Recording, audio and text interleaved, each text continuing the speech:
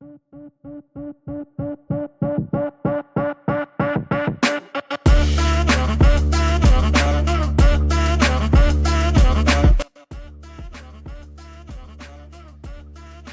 is episode 70 of the Hybrid Coaching Podcast. In this episode, I am solo and I am going to talk to you about the Hamburg Major and what we've been doing over the summer, as well as some of the stuff leading up to it. And I'm going to highlight several athletes here, especially those from the Hybrid Gym program. So, guys, let's make hybrid fitness work for you.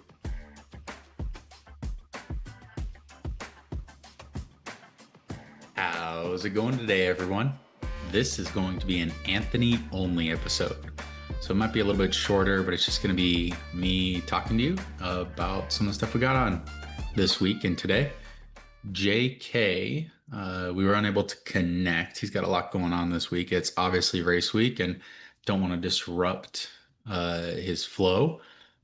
One of the good things about it is I was recently talking to him, and the status, how he feels right now, is the response was, it feels like before Glasgow. So know how he did there. Hopefully we just get to see him do really well and get his world qualification spot, because first major of the season, that's the whole goal this week. So we're gonna start off with that. So today, what I'm going to be going over, since we did promise you guys an episode this week, probably going to be a couple shorter ones, starting with this one. I'm going to preview the Hamburg Major. I'm going to just preview the singles, the doubles, and I'm going to tell you what we were teasing last week a little bit. Very excited for it. I am, at least. It's almost like a world championship week this week. Some of the things I'm going to talk about, though, is just kind of what we've been doing in the hybrid engine since the whole summer has come to an end and we're in the fall now, and this is the first real test of the season here. Then I'm going to recap the last couple of weeks leading into this major. There were some big races, just kind of what's been going on recently in the world of HYROX for the events. And then we're going to talk about the Hamburg Major. And I'll tell you everyone we got racing there and what's going on with that. So a little bit before we start, I'd like to just start with the races. So my co-host, who's not here this weekend, he will be running in the solo Elite 15. He will be running in the doubles men's pro Elite 15. And we decided to team up. It was originally at the beginning of the summer going to be right after Worlds. It was going to be an Australia USA mixed relay connection here. It was supposed to be Lauren and Dylan with Joanna and JK. Dylan committed to doing doubles, I believe, with Rich Ryan on that day, so he dropped out. So we asked around and got Alex Ronkovic to step up, and he's supposed to be the fourth man. So on Sunday, their team is going to be Lauren and JK, Joanna, and Ronkovic. I don't know if there's been another mixed relay team that has as many world podiums or as many world appearances as that team right there. In total, it's 4 world championships. And I counted this before. It's 1, 2, Lauren has 5, so 7, and then Ronk has 4. So 11 world championship podiums, I believe, on the team. 4 top of the podiums. But they're going for the mixed relay in Hamburg on Sunday. Very excited for that one. I wish I could be in Hamburg this weekend for that. For the elite races as well, because it looks like it's going to be a fantastic time with all the new things there are, including the coaches zone and just everything going on. It should be a really good kickoff to the season. But the mixed relay on Sunday should also be a ton of fun. All right, so let's get into just a little bit to begin with what have we been doing in the hybrid engine? So I'm just going to speak to that right now, since JK is not here. Before I do get into that, I'm going to tell you guys that next weekend, so not this weekend with the race, but next weekend, October 12th, um, I am putting on an in-person seminar in Camp Rhino in Las Vegas. So it's actually the gym Lauren and I met at when we first met each other, and we worked there for a little while. And now that we're living back in Las Vegas, sometimes we'll drop in there, and we want to do something good just for like the local community and them. So I'll be putting on a seminar October 12th in Las Vegas. And what we'll be doing first is I'll be coaching their Sunday 11 a.m. hybrid class. And then after Sunday or after the hybrid class, I will be doing a little bit of whiteboard talk. Then we'll do another workout or run and then another whiteboard talk. So I'd expect it to be around 3.5 to 4 hours. And yes, Lauren should be there. So if you guys want to work out, it is capped at 20 people. And I believe 11 are already signed up, maybe 12. If you're a member of Camp Rhino, you get in. We're just doing it for free for them. So if you're a member of Camp Rhino, if you're not a member of Camp Rhino, I believe it's $75 to go to the seminar. So one day, probably not anything that people listening would fly in for, but anybody local in Las Vegas or nearby that wants to join, uh, you'll be able to sign up for that. And I should be able to put a sign up link in the show notes down at the bottom. But again, try not to fill it up. It is capped at 20 people. All right. So what have we been doing in the hybrid engine? So just to begin with, I just want to say over the summer, kind of stuff we do, we never stop our threshold base and our aerobic base building. That is continual year round. It's not something that we like, oh, we're gonna go fully strength, or it's always aerobic base building. You add it in, and then you highlight the strength and the pieces that are priorities for you by where you place them within your structure of the day, as well as how much you are overloading that throughout the year in certain things. You have goals and you have a primary, a secondary. What we do is we emphasize which one we're in that block, right? So you have more strength movements, more body weight movements, things like that. During this time, we do a lot of general fitness. It's mostly just like, look, get fit in every plane, every action, every mode that you possibly can. Move up, down, left, right, transverse, lateral, everything. Move your body in a bunch of different directions. Get extremely used to um, any stimulus that would be put on you. And we do that through things like hinging, single leg strengths, push-ups, body control, lots of pull-ups, hanging from bars, like static stuff, isometrics, a lot of different just like body, uh, not bodybuilding, but like uh,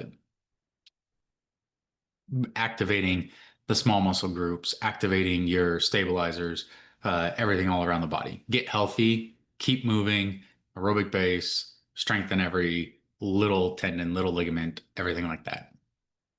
Uh, I did have a question this week a little bit on like somebody was looking for clarity on if they should be running their LT1 or their LT2. So just as a little reference to that, the reason I say most people should run their LT1 is because most people are primarily lacking just their aerobic threshold, their aerobic base. And even if you've been doing it for a while, I mean, consistency and time spent at it takes so long. So just keep going that. That's like the thing that we talked about earlier where, oh, I want to increase my aerobic threshold by like 5 seconds. And it's like, okay, well, that's like 21 minutes in a marathon, or 30 seconds is 21 minutes in a marathon. Um, so if you really want to increase that, like that's the kind of jumps you're making. You got to extrapolate it all the way out to that far to really kind of understand it. But clarifying LT1 versus LT2 and when you should run at which one and why as we said in a previous episode, JK was running at his LT2 and now he's running as LT1, but it's the same pace, is because when you run it, it's kind of like a 10% rule. If your LT1 is within usually less than 10% of your LT2, then that means that your aerobic base is not as deficient in comparison. So you would want to run your LT2 for a little while to bump it up and then go back to your LT1 to push it following. So it's a little bit back and forth between them. And we'll get into that. Um, we haven't found a lot of benefit and I'll talk about this actually. Maybe I'll just talk about this in a future episode, like VO2 max, philosophy of VO2 max, why like we don't do it. And I could tell you it's pretty simple. We don't do VO2 max workouts, primarily because it's a parameter that when you train to increase your VO2 max, all you're doing is training to increase that parameter, and it has zero correlation to increasing performance. Um, I think it's the like p-value of somebody's VO2 to performance is like zero point 0.4 or 0.36 or something. It's crazy low, but their anaerobic threshold value to performance is above threshold significance. 1.0 would be perfect correlation as causation, and I think anaerobic threshold to performance is like 0.92. It's like really high. Um, so actually, I'll get the information in the papers on that, and we'll do that as a future topic episode. But if you guys have any questions on that, send them in, and I'll address them in that episode. So we'll move on from that from here. But let's recap the last couple weeks leading into this major. The last couple weeks, we've had a lot of different events. Anything from HYROX Oslo, Maastricht, Rome, Boston. Those were the ones this past week, and Maastricht was 2 weeks ago. People have worked their way in. I'm going to stick to the people that I know and some of the things that I've seen done really well. I'll start with Lauren Griffith. She flew over to Europe pretty early. She got over there and she did HYROX Maastricht. She was starting out pretty good. She said she was feeling good. Uh, but she had some travel delays. I don't know if anybody saw this. She flew from Salt Lake to Seattle, and then in Seattle, she was boarded on a plane and they sat in the tarmac for 3 hours, got deplaned, and then sat in the airport before her flight was canceled and told to return the next day. She originally was going to run on a Friday. She had to change that to Saturday. And then she got in like Friday night to Europe before racing Saturday, like morning or midday or something. So not ideal. She said she felt like lead right away. So it was a pretty tough race.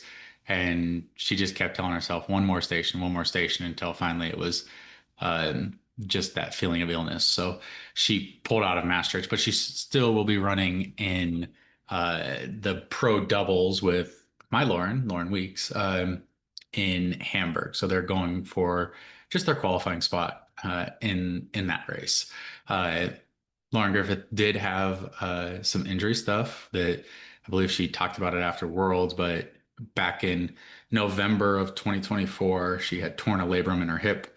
So she got some work done on that over the after Worlds this year and has been slowly coming back. And she really just started running not too long ago. So she's done really well, and she already ran a Deca Fit, did that Deca relay and everything. So her running is coming back quickly. But for right now, it's sticking to the doubles to manage that.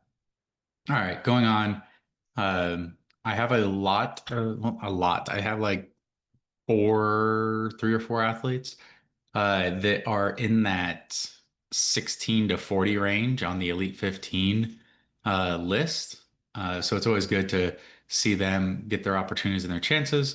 So I'll talk about the bubble athletes as they go. In Hamburg, we actually have I have 5 elite athletes racing, and then a few more that I'll talk about when we talk about doubles. But I'll get to that in just a second. So Back up to last weekend, there was Rome, Boston, and Oslo. Some really good performances, which is a good sign. So just to start with, anybody doesn't know, the first major of the season is actually the most nerve-wracking for me.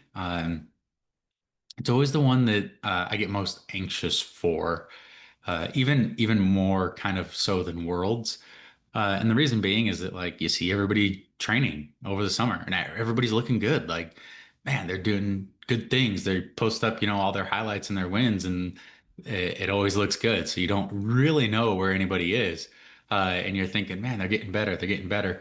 Um, and so when it comes for the first race, you kind of see like, do we do the right things? I feel like the later majors, like majors number two, three, four, five, and worlds, you kind of are like, okay, well, we know where we're at.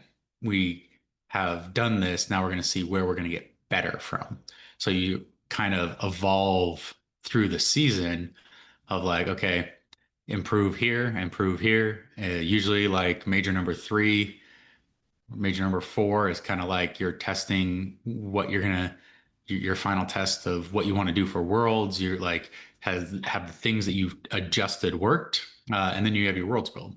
So we we look at like the whole first one as, this is big broad general fitness. This is the beginning of the season. I know a lot of people at the in Australia APAC region, they've already been having their season going on, but it's still the same thing. Like you, if you come out into your season um, at your peak, then you only go down. And like I said before, we don't really peak. We want to like stair step up, right? We want to get our improvement. We want to consolidate, accumulate, right? And then go up again, and then consolidate, accumulate, like build on top of build. And you don't want to have a sharp peak because then that causes a sharp downturn. Um, so anyway, when I see like these first two-ish weekends in Europe, where we have a lot of people racing there. We have a lot of people racing in APAC too. So not to discourage it, but I've been seeing those roll in. So it's been good feedback on the direction of the programming. Well, it was really cool to see this past weekend in Rome, Boston, and Oslo had some really strong performances. Gloria Corbetta, who was the age group overall world champion in Chicago, she raced in Rome and she was sitting in 40th on the Elite 15 list, and she bumped all the way up to, I believe, 13th for Melbourne. Now it was too late for Hamburg, but 13th for Melbourne if she's going to go there. Now her average time sits at 62:22. She ran a 62:18, I believe, this past weekend. So really good for her to put herself into that Elite 15. She'll probably, I believe, run another race too before Melbourne, so she can work her way in. There were other strong performances, just like Evan Galloway on our the hybrid engine team. He took third place overall in Rome with a 58:48. Some really strong performances out of Boston. You got some really good feedback from there as well, with some pretty big PRs, 4 or 5 minutes from several people. So when I see things like that, it's a good sign leading into the first major with this next weekend. So I'm really excited for that one. Um, Talking about where did I leave off? Oh, just another little thing about Gloria here. So she was the age group overall world champion. Her average times get her into the Melbourne Major now. She's the fourth one in a row here who, if you look at the women's overall age group world champions from the past years, starting in 2022, Yanni Thompson was the age group world champion outside of the Elite 15 in Las Vegas. And then in 2023 in Manchester, she made the Elite 15 and took eighth place overall. So, and then Camilla Massa in 2023. And then she made the Elite 15 again in 2024. She was back in it and she took 14th overall. She had a pretty rough race in Nice, but I believe she's got that settled and she's trying to storm back this year. So, and then you look at Lucy Proctor, who was the age group overall world champion in 2024. She made the Elite 15 the following year and she took fifth. So there's a trend happening here with the women who win the overall age group world championships. I didn't check it for the men. If anybody knows me, I'm actually more interested in like the women's side of the sport, but I still follow a lot of the men and I keep in track with it, right? Just because with JK and stuff, I really do watch a lot of these races and get to know a lot of the athletes as well. But yeah, Gloria, she won the age group overall world championship in 2025. And now she's at least put herself in a position to be able to qualify currently for the 2026 World Championship. So it's pretty cool to see that trend continuing. And I hope she does. So, all right, let's move on to the Hamburg Major. So in Hamburg, I have 5 athletes racing in the Elite 15 solos, 3 men and 2 women. So Lauren Weeks, my wife, Lucy Proctor, Vivian Tafudo, James Kelly, Bo Wills. Those are the 5 athletes racing. And then for the doubles, I have 5 women on the doubles teams and 1 male on the doubles teams. And the male on the doubles teams is JK because Bo had to pull out due to an injury to his teammate, not to him. So 6 people on the doubles teams. All right. And then the mixed relay that's happening. And I am very pumped for that. Really hoping I can find a way to get that live stream somehow. It's probably just somebody on Instagram that'll live stream it. I'll reach out to them and see, like, hey, can you go live and catch this? Little Birdie told me that maybe HYROX has Fabian, one of their film guys, great dude. He would be out there likely filming them do their relay, much like the women's relay in Vegas last year. So they could put a little video out for that afterwards. But the mixed relay happening on Sunday. Lauren Weeks, James Kelly, Joanna, and Ronkovic. Um, Okay, well, let's talk a little bit about this Hamburg Major. And you know what? I'll make my picks for it as well. Before I do that, there are a little couple listener questions that came in, uh, which I'm actually going to save for the next episode because I think JK would want to answer one of these. The one, well, actually, he'll want to answer both of them, but one of them says JK, 1st of October, which is when I'm recording this, is in the International Coffee Day. How did you celebrate? I can tell you, I had 2 cups of coffee with protein, premixed protein drink, a caramel premixed protein drink in them. I'm sure JK had his pour over that he brings, his cold press, something like that. All right, let's get into the Hamburg Major. So the Hamburg Major, I'm just going to read through the lineup. I'm sure so many other podcasts and other things have gone over this, and maybe you guys are sick of it, but I'm just going to go through, talk a little bit about each of these athletes, especially because everybody knows each athlete a little bit differently, a little bit different impact on them, and we all know just a little bit about what's going on with certain athletes. So first up, we'll say on the list, I'm just going through HYROX's list here. Tim Vinish, James Kelly, Alexander Ronkovic, Jonathan Wynn, Dylan Scott, Rich Ryan, Bo Wills, Sean Noble, Aitor Lizarazu Hormilia, Thomas Turdvik, Jake Dearden, Hide Wurzma, Yannick Schapla, Emilio Aguayo, and Richard Heineck. Those are your 15 men that are currently slated to take the start line. Cannot wait for these guys to throw down. It's going to be very exciting. Um, so going through those guys again, I think that there are a lot of really strong contenders. I'll just start with like Hide. We'll see where Hide's wall balls are, but I think if everybody knows, Hide came into Worlds at the wall balls. I think he came in to him 4th, not too far behind Dylan. But then he had like a 4+ minute wall ball.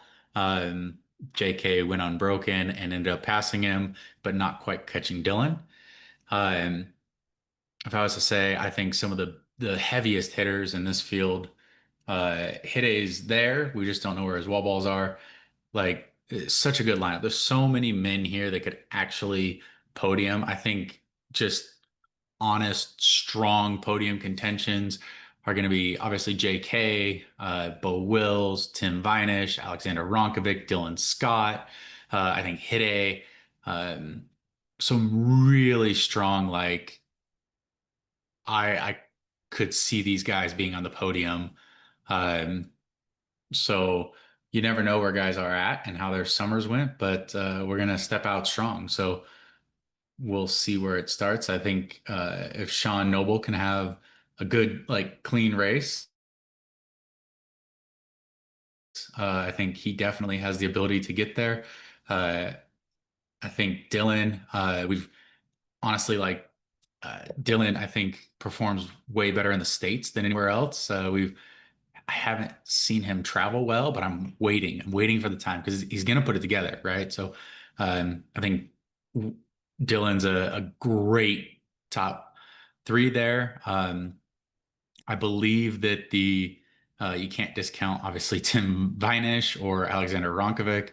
I think it's going to be a real fight for those three podium spots, which are the three qualifiers. Going through this, I'm going to pick my athletes. I think they're both going to get their qualifier. I think JK wins this. I think Bo is close.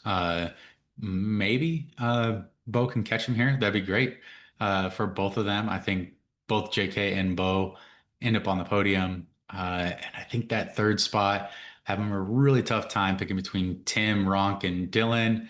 Um, I got to go to Tim. I think Tim takes the qualifier as well. So actually, no particular order. I'm going to say JK, Bo, and Tim finish in the top three for the men. I think they're all very strong contenders. Um, and just feedback I've been hearing from the course and a few other things, I think those are some pretty strong picks. And I'd be thrilled to see them all hit. So that is that's the men. Talking about the women now. So let's go. Let's talk about the women here. So just from HYROX's post here, going through the women, starting with Linda Meyer, Lauren Weeks, my wife, Joanna Vrieschick, Lucy Proctor, Vivian Tafudo, Seka Arning, Lena Putters, Emily Dahman, Melanie Marrer, Jess Petro, Zara Piergianni, Stephanie Oswald, Calypso Sheridan, Ida Matilda Stinsgaard, Danielle Liu. Those are the 15 women. Um, Same thing here. There's a lot of new faces between Danielle, Calypso, Stephanie, just some new people. And then you talk about some of those last chance qualifiers that have kept themselves in between Emily Dahman and Melanie Marr, both really strong performers. Emily, obviously a bright young star that signed with Nike. Lena Putters, who hasn't had her chance in the Elite 15 yet.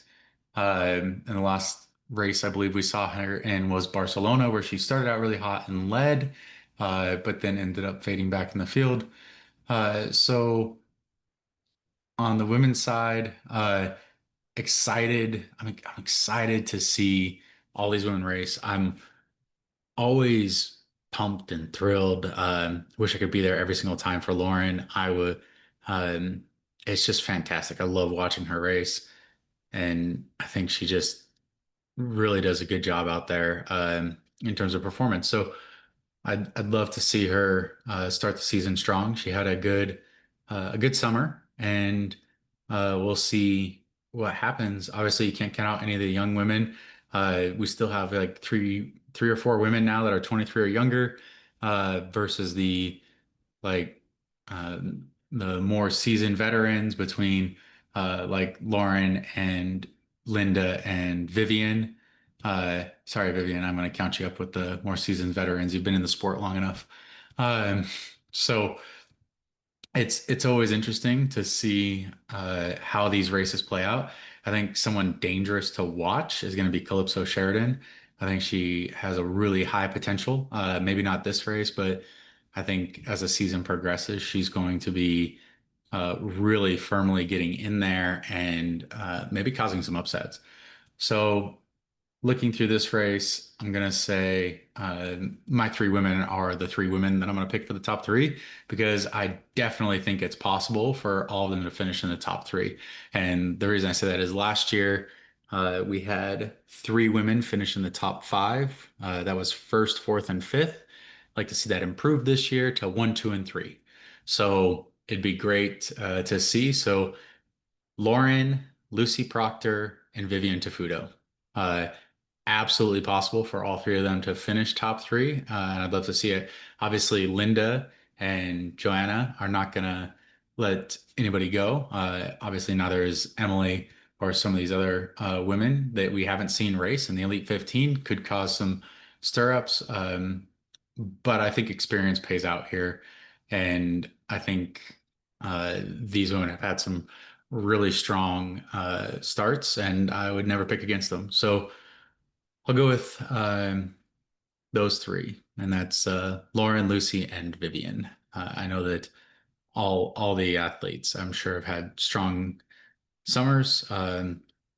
Just hoping that we get it, and that would be five of six podium spots and a full sweep of athletes punching their ticket early because we got to make room for the other athletes. We're going to get in there to really stuff Stockholm full. But very excited for this race and the upcoming races. Obviously, some of the athletes have had a little bit more experience on the new turf, having raced once or twice since Worlds. Well, some of them have not touched it since Worlds, so we'll see how that ends up playing out. Um, we can talk in the next episode also. I have a little physics thing that I've been really wanting to go over pertaining to the sleds and actually how much are you pushing and what are you pushing against. So I think that's another next episode thing, and we'll write that down. But otherwise, guys, very excited for this solo race that's happening on Friday. And the plan is for JK after his race, maybe him and I will jump on for about half an hour, 45 minutes, and dissect his race post race. And we'll put that out the next day. And then they got doubles to worry about. Speaking of doubles, there are some great teams on doubles. And the thing about recording this a little bit later is they get to see all the teams. So looking at the men's teams, uh, you got some really strong men's teams here, including the past two men's world champions, Alexander Ronkovic and Tim Vinish, on the same team. Um, and then they're going against Charlie Botterill and Ollie Russell, Jake Dearden and James Kelly. They finally get to race again together. They haven't done it since Houston because they weren't able to do it at Worlds. Very happy for them to get back on this course though, and just punch a ticket, hopefully right away. Jake Williamson and Alan Plough, Hide Wiersma and Cherry Willingenberg, Alan Cow and Thomas Fry, Graham Holiday and Jonathan Wynn, Luis Garcia Rubio and Roberto Visidio Emenio, Liam McCrory and Danny Ray, Ollie Fricker and Sean Noble, John Carlisle and Niall McIan, Guillerme Lavoie and Geoffrey Voisin, Alexis Bernier and Marco Nikic, Tony Ravel and Kieran Parkinson, and Jarrett Newby and Hayden Warner. So really strong in the men's field. Love to see Jarrett and Hayden put something down as well. That'd be fantastic. I do think just looking at this lineup, these guys are all really, really strong teams. I think there's a very strong front three, but I think John Wynn and Graham Holiday, if anybody's going to disrupt that top three in this field, I think those two guys might be the ones to break it, or Hide and Cherry. I think those two teams really look like the teams that could maybe challenge up in the front. So it might be a race of five teams, but I would see Jake and JK and Tim and Alex, at least both those teams being on the podiums and punching their ticket to Worlds. Um, and then finally, the women going to the doubles. You have Joanna and Jess, who just set the world record in Perth, I believe, by a fraction of a second. And you got Lauren and Lauren squared, my wife, Lauren Weeks, and Lauren Griffith. So they run well together. Obviously, the reigning world champions, so they have raced together. They've set the women's open doubles world record, and they've gone under 55 minutes. I think there's only been like three other teams that have ever done that. So really strong performance here can really help. So Linda Maya and Viola Oberlander, obviously another really strong team. They were third at Worlds, and Viola, we obviously know Linda's in great shape, and we've seen Viola the last couple weekends compete, and I think she is as well. So they should obviously be right in there. I think they're all very, very dangerous, able to do it. And I think the biggest challengers here obviously are Margot van den Lindenloof and Charlotte van den Lindenloof. To obviously they've shown that they can really throw down as well. Other teams are Lisa O'Rourke and Afi O'Rourke, Rachel O'Connor and Marie McGinley, Gabriella Moriarty and Zara Piergianni, Afi Faye and Sam Pretty, Melanie Maurer and Jennifer Nicklaus. That team's going to be fast. That's going to be a pretty good team right there. Camilla Massa and Seka Arning, they just recently ran as well. They did pretty good. I think they were second to Zara and Gabriella in Maastricht. So should be watching for them. Catherine Parnell and Jade Skillen, Fern Gardner and Kate Hutchinson, Chris Rogloski and Katie Simonson. Let's go, girls. They've thrown down as well. They took fourth in Houston and then punched their ticket in Miami. So another good team that was there at the Elite 15 last year in Chicago. And Hannah Dennison and Emily Meekin, and Caroline Lieb and Zelia Poles. So obviously there's some really strong teams here. Wow. I didn't go through this whole list. So there's some fantastic teams here. I'd say it's going to be a pretty big fight. I think that there's going to be some surges happening, and it's really might just come down to strategy for some of these. So really cool that these people are all out there to compete, and a lot of them on back-to-back days. So a lot of them doing that back-to-back stuff, which is really neat. Which, yes, guys, it was originally going to be Thursday, Saturday racing, and in the middle, or a couple months ago, they changed it and said Friday, Saturday at every major. So that'll be throughout the season. So we're on the road to Stockholm, and I think I have talked enough in this episode now. Tell me what you think. Do you think that uh, my picks are good, or you think they're completely homer picks? I think they're completely homer picks, but I still think there's possibility for every single one of them. And I think it's a strong possibility. And I know that. Um, anyway, guys, thanks for listening. And I will try to get the episode with JK out as soon as we record it, if we do right after this first major. Excited to kick off the season. And all right, guys, if you want to get in contact, you can message me on Instagram at the Hybrid Engine, or you have a much better odds of getting in contact with me if you go on Fitter and DM me on Fitter, most of the people. So thank you everyone for listening, and have a great day. Thank you for listening to the Hybrid Coaching Podcast.